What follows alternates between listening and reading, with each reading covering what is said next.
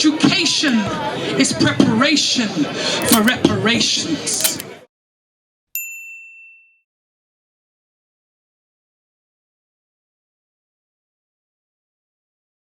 It's important that we're here today to claim this as our space, to discuss and ground around a very important topic.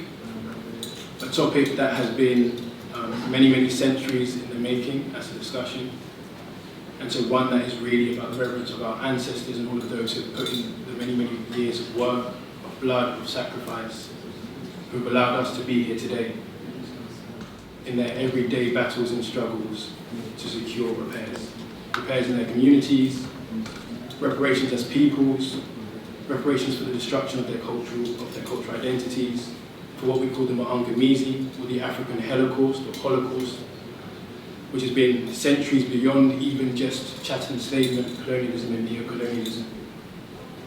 And so we start by honouring them and welcoming everyone to this very important session that is really about us understanding and overstanding now the Pan-Afrikan meaning of reparations. I'm very proud to be the chair of the all-party parliamentary group for African reparations. I stand on the traditions of those members that came before me. Most specifically, the late great Bernie Grant, who was the founder of the African reparations movement in the UK. He first got up in this house and spoke of reparations, and we stand in that tradition because whilst it's important that the campaign is led from the grassroots, it's important that the grassroots find themselves here to push up and to make sure that our institutions, and this particular institution, one of those which, quite frankly, when we look at how the world was formed and where the British Empire stretched to, that they understand the meaning of reparations and that they take on board policy to make those reparations. And that is part of the reason why the APPG was formed. And that's part of the reparations agenda. We've also, in my personal capacity, over the last 30 years, been doing a lot of work to remember the victims of the last 400 years through, and I think I'm remembering today. That is also part of the reparations agenda. So there are multiple ways that we should be looking at this, and as Bill has said, this is not just about money, it's about holistic, and as Esther always reminds us, it's about holistic repair. We would first like to hear from opening greetings from Osei Ajatekpo VII, who is the paramount chief of Abitime in the Volta region, which is Western Africa, Ghana. He'll be sharing his welcome and his blessings to the people who are here today and to his own community. This welcome address out of some excitement over the period of 1 year, which has seen a number of activities by the youth,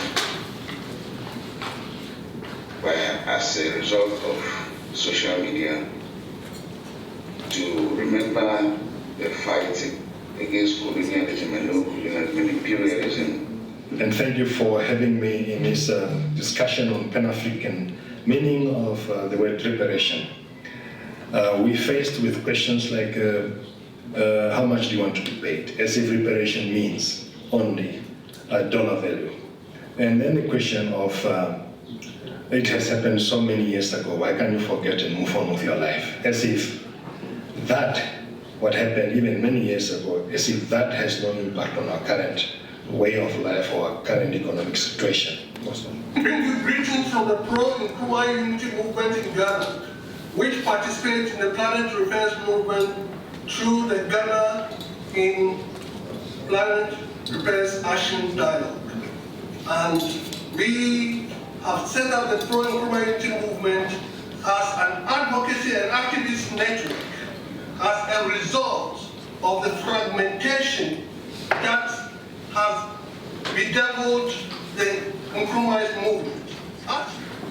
Thank you very much, Kobina, and very pleased to hear all those very special greetings that we've had from people from all over the world. There is no other that can explain this better, in my view, somebody who I've been listening to since I was a teenager, than Esther Stanford-Xosei, and she's going to begin our panel by laying out the Pan-Afrikan meaning of reparations and how it's rooted in the rematriation of planet repairs. So Esther, over to you.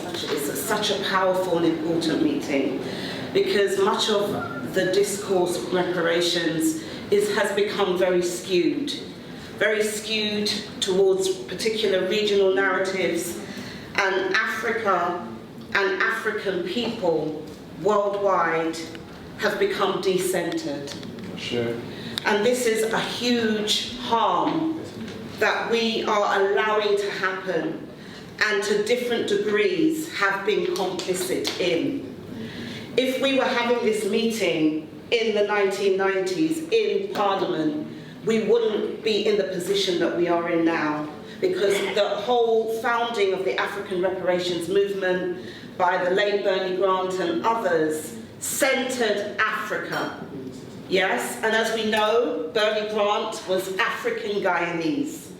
The next contribution really in this session is about, its title is the Pan-Afrikan Reparations as stopping the Maangamizi of neocolonialism in Africa today for Pan Repairs. And I say this as Kobina, as one of the coordinators of the Planet Repairs Action Learning Education Revolution, and also part of the Secretariat, as mentioned, through the Pan-Afrikan Reparations Forum and INESA. And so, really, we really have to now move to concretizing this idea of Pan-Afrikan reparations. We know that this is a concept, it's an ideal that our ancestors from time immemorial have established and set us out on a path to. We know that this idea of what Pan-Afrikan reparations is, that Matabuntu man in Ubuntu Dunya, as we call it, or a Pan-African Union of communities in a multipolar global justice world, is now emerging. And we know that these very high standards that were set out, we sometimes don't even have the words or language to conceive of and describe what it is that we're striving for. What does Pan-African sovereignty look like? What will it look like to do justice to the blood that is being spilled on a daily basis because of the Maangamizi system of white supremacy, racist, colonial and neo-colonialism that we are all forced to bear and put up with every day? And what does it look like when fascism, and we who are in the belly of the beast of fascism right now in the Houses of Commons of the United Kingdom, is worsening, and it's being taken out not only on young people all around the world and our families, being ripped out of our homes, kids being forcibly miseducated, if they don't like those schools, being pulled out of the miseducation system into a worse system that will take them to prison, which looks like occupied lands around the world, which looks like lands that have still not yet been given back to any of the indigenous peoples. It looks like people of this country whose names are completely silenced and marginalized, people like Julian Assange, who's a political prisoner of all of us. I dare say that he's a Pan-African political prisoner, because the truths that he shared were about the truths of colonized peoples all around the world, and the many, many other forces whose names will never be established in any written history book that is provided by this education system.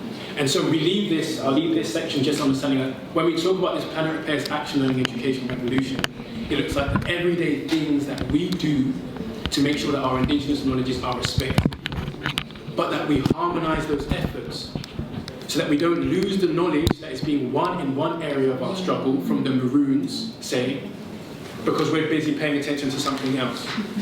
And we share that knowledge and beam it directly into our communities, so that at that time and that point, when these idiots are going on TV to demand reparations and talk about money, there is a unified grassroots force who knows clearly what it is our brothers and sisters on the ground actually do want in this year at this time. And that's where we have to leave this off, and that's where Prayla takes us forward. And it's really the invitation for communities for us to walk hand in hand in harmonized efforts for an education revolution. Okay, thanks.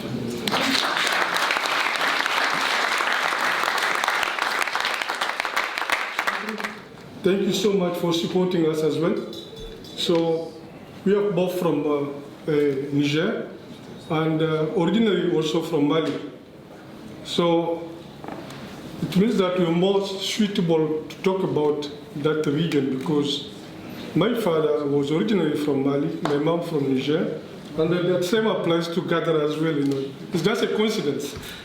So it's important to understand that Niger is the biggest country in West Africa. The size of Niger is 1,260,000 quadrat kilometers with 26 million people. But Niger is not known because very often confused with Nigeria. So Niger, although it's the same people, Niger was colonized by France. So Niger is like let's say an ecological catastrophe because very, very rich. We are one of the top producers of uranium, bauxite, lithium, gold, diamond. Even drink water we have in big quantity, which can feed the whole Africa for, according to research, for more than 200 years. Wow. So it's important to stress that Niger is also neighbor of Mali and Burkina Faso, and in all these countries, there were at least 4 coups d'etat. So there are also French-speaking countries as well. In Mali, in Burkina Faso, in Guinea, and in Mali. So, but the reaction of France regarding the coup d'etat in Niger was like an earthquake. So they mobilized the how do you call it, the regional organization, which is called ECOWAS. So this is an economic organization to military intervene in Niger to depose the military and to bring back Bazoum Mohamed. And I don't know if you watch what's going on in Niger. The military is backed up right now by more than 85% of the population because people are fed up. People are hungry. So bringing back Bazoum with the argument that he has been democratically elected, which is not valid at all. He has not been democratically elected. He rigged the elections, has been selected, and he is not there to defend or to advance the interests of the country, but to advance the interests of Niger. So that's of France, pardon. So that's why Africans realize that individually they can be destroyed. So Mali, Burkina Faso, and Niger came up to form an alliance in order to defend themselves. So despite all the threatening, going on, despite all the, how do you call it, all what they undertook to destroy Niger, but it did not work. So finally, the ambassador, as you mentioned, has to leave because the people are more determined. The people are ready to die, to defend the country. So finally, the guy is gone, and the military is due to leave as well. I just want to say that in Niger, like my predecessor said, that reparation is not about it's not a financial purpose, It's just a repair for the mindset. If you mess with something, you need to fix it. It's just simple, Because there is a psychological damage on us. Everywhere in Niger, in our countries, when we walk around, we see what has been done by the colonial power. And we can see the grave and the memorial of those criminals. But our hero who fought them, we cannot see their memorial, we don't even know their grave. And what is sad is this is our own history, we don't know our history ourselves. You understand? So when we were kids, we were taught this history when we were in primary school. By the time we grew up, we forgot. So myself and most of my friends, when I was talking to them, is this movie, African Apocalypse, that sent us back to the past. So when Rob Lemkin has contacted me regarding this movie, I was like, I learned this history when I was kids. But I was kids, I was learning this history in a language that I don't understand, which was French.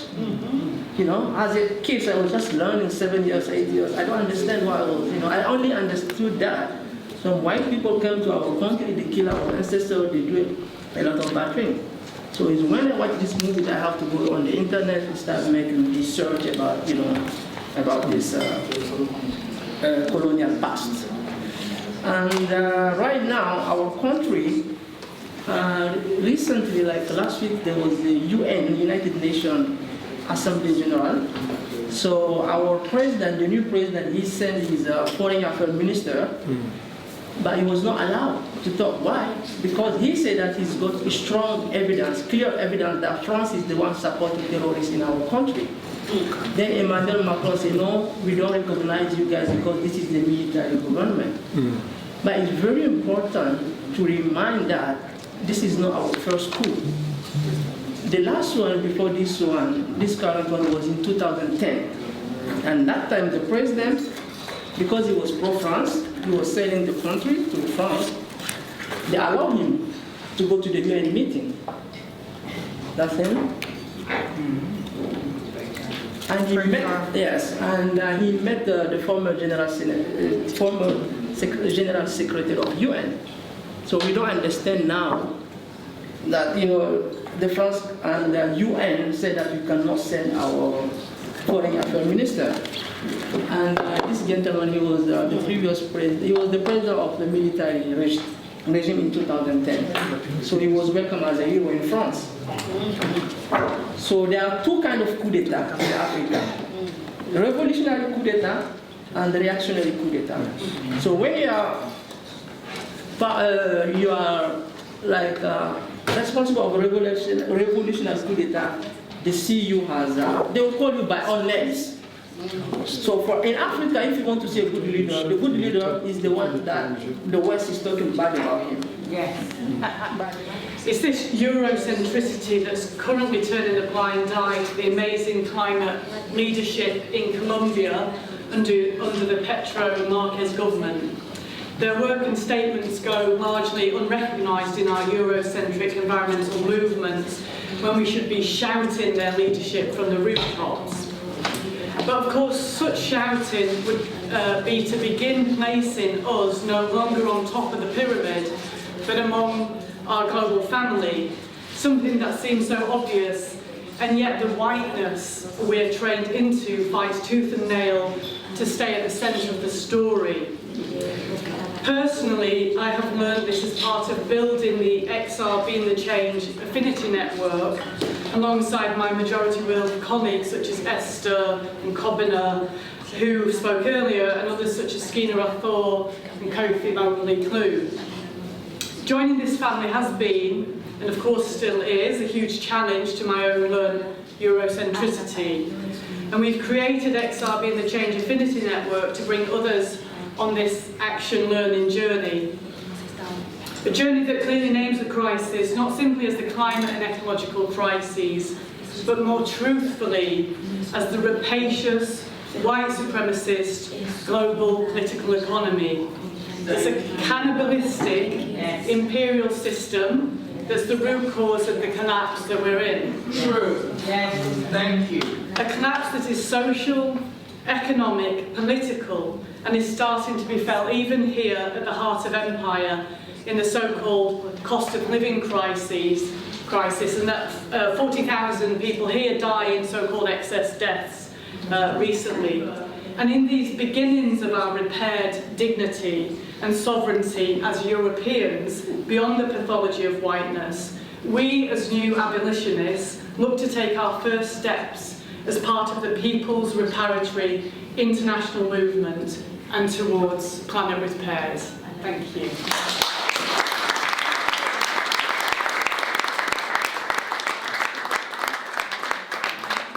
And here to come to talk about this Brazil situation is very connection because Portugal colonized Brazil. I talk here today about the Brazil history. I I represented to Afro-ID organization. It is Afro-Brazilian organization to talk about, to embrace our identity. To people in Brazil to know who the African is the war place, it's the mother place. And I talked to on the May of 3880 in Brazil. It's the last country, the Americas, to formally abolish slavery. Brazil has the second largest black population in the world. If you are 119 million people of African descendants. Columbus, it's one place of protection and security for African people during the slavery period. I join you today as part of the coordination circle of PRELA, alongside Kobina and Marina, as a founding member of XRBCAN with others on the table, of XR Youth, and a long-standing member of XR ISN.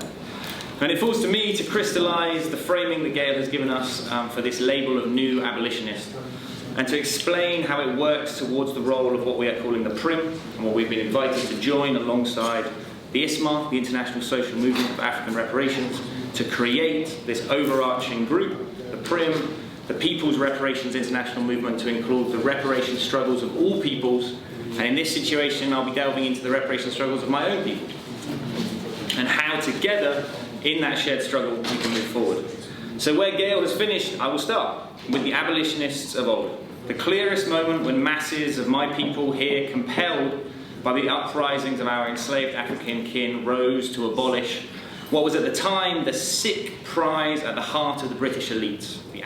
In this work of reclaiming our history from below, our stories, not his story, we have been quickly and vitally shown in equal measure our miseducation sought to gloss over the brutal violence and genocide that was the transatlantic trafficking in enslaved Africans, that was the British Empire, that was the fetid heart of every boarding school program set up to destroy cultures and separate young people from their people and their land, and countless atrocities more. We are going over time, and at some point you may see me disappear, because sometimes people want me to be in more than 3 places at once. Anyway, today, across the world, we are witnessing a process of reparations unfold before our eyes.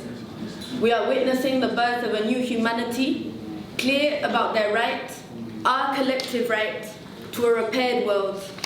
And with it, we are living the transformation of a people that for 531 years have been taught to be fearful, have been taught to be submissive, and accustomed to an impoverished world, not only drained of its resources, but where dignity and life have been squeezed from its veins, where our people have been taught that they have nothing to contribute to this world, no knowledge, no history, and no culture. But today, the realities of this decadent system that has cost us the lives of so many of our brothers, sisters, and siblings, that has cost us our rivers, our waters, our mountains, and the flourishing of all life, is compelling all colonized people globally to stand once again in their full power and humanity, with the knowledge that together we have the capacity to transform that reality, and it is through the recovery of all that we have lost that we will begin to live again.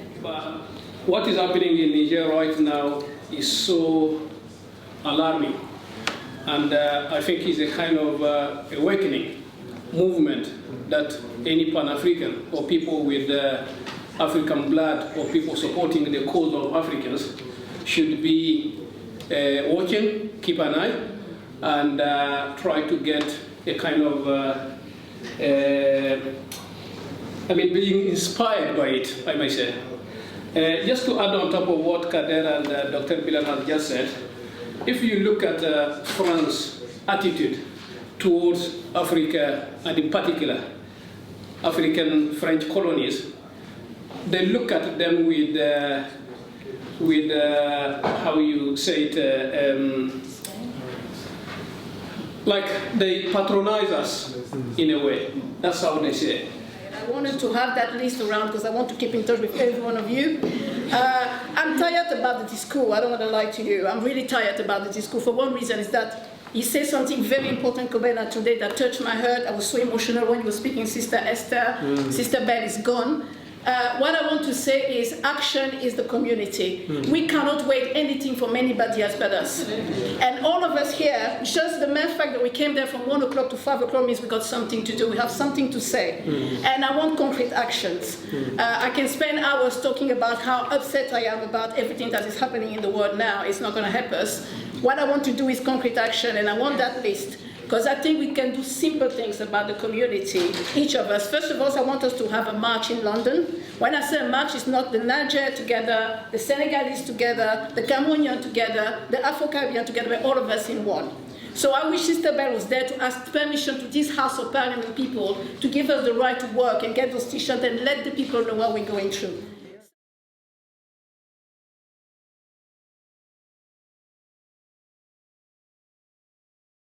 Interesting to know that we're in the 30th year since the 1993 Pan-Afrikan Reparations Conference in Abuja. And in that same year, we worked together with now ancestor Benny Grant to convene the African Reparations Movement's first conference in Birmingham. And over that period of time, I've seen many of the colleagues that I work with pass on. And I wish that they were here to hear you all.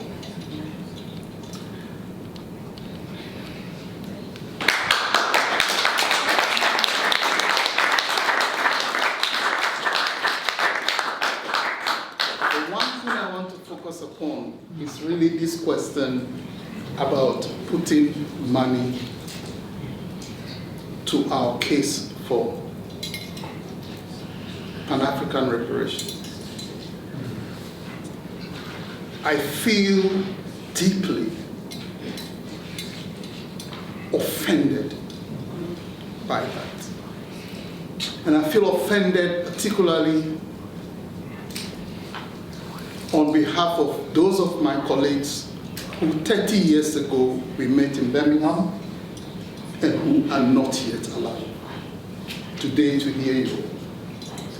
And I feel offended because no amount of money can pay for the life of one of those colleagues of mine who've passed on, let alone the millions of our African people who since the first kidnapping of Africans from the shores of our continent have been perishing. No amount of money can pay for even one of those lives, let alone the millions. There is no amount of money to our case for reparatory justice.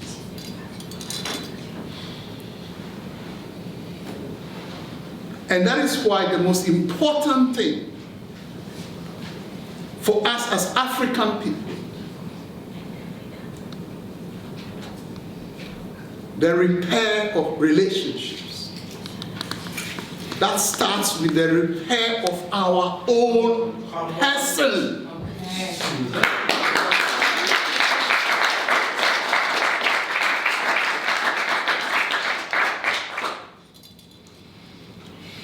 And when I see these so-called learned people in the University of the West Indies, people in governments,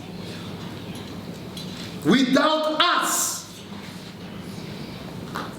sitting and making deals with our enemies of today about paying them money for lives that are worth a lot more than their own wretched, stupid lives.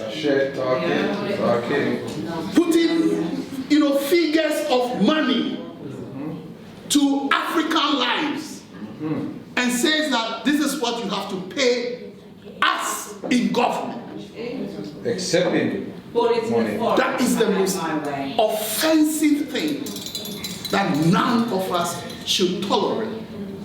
Because anybody who tolerates is implicated in the continuing genocide against us.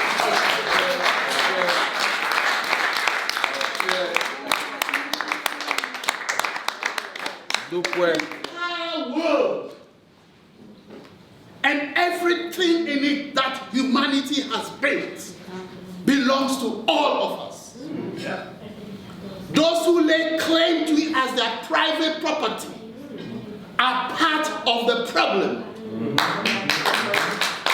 They are the criminals we have to actually expropriate in order to effect the reparatory justice redistribution of wealth, so that each and every human being is capable of living a decent human life on this planet.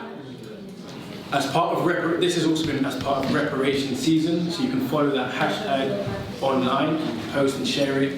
The next event for reparation season is actually the solidarity action of the Majority World International Solidarity Coordinating Council of Communities Resistance, which will be in Brixton on the 14th of October for Indigenous Peoples' Day of Resistance, which is actually on the 12th, commemorating the Indigenous Peoples' Days of Resistance as an annual commemoration of Indigenous peoples around the world. Then the 19th of October, which is back here, which will be back here, which is an APPCITARJ session, Commission of Inquiry for Truth and Reparative Justice session, promoting the Ubuntu Gotla People's Tribunal, International People's Tribunal for Global Justice. After the 19th, there is then the International Conference on Reparations on the 21st and 22nd of October.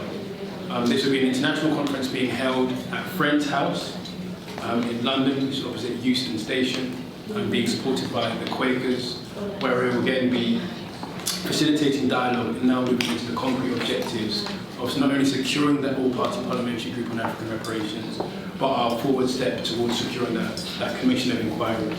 And that's really, really important because this session is very much under threat and under attack from the establishment. They won't want us to be able to gather in spaces like this. And this all-party parliamentary group on African reparations, which was won on the backs of many, many generations of struggle, depends literally on a cross-section of MPs, members of parliament, in this country to be on the secretariat or to support the chairing of the APPGAR. And so that also requires taking this into our communities to educate people on the importance of the spaces that we're winning in our local constituencies, at home, with your local elected officials. And this is really the theme of continuing to promote reparation season. So please look out for the contacts and the information, and giving thanks not only to all of you, but to the internet, those who are convened internationally online, who are viewing from different parts of the world, and those who have joined in calls and conversations, but also fundamentally to our ancestors and the freedom fighters to whom we owe today, to whom we owe tomorrow, and the future time that we walk this life on this earth. Thank you very much once again. Please do pass that sheet back, and then any questions can come up to us at the front. Ashe family. The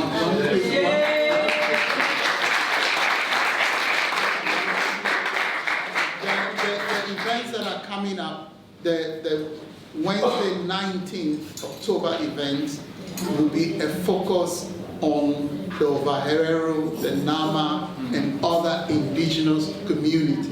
It's connected to this international Indigenous Peoples, Resistance Day. We are going to be meeting here. We are going to be hearing what reparations is like for our indigenous communities, and of course, the Kilombolas, the Palenques, the Maroon communities. We will hear from them as communities, right? And hopefully at that time some of us will shut up, so that opportunity for discussion. Education is preparation for reparations.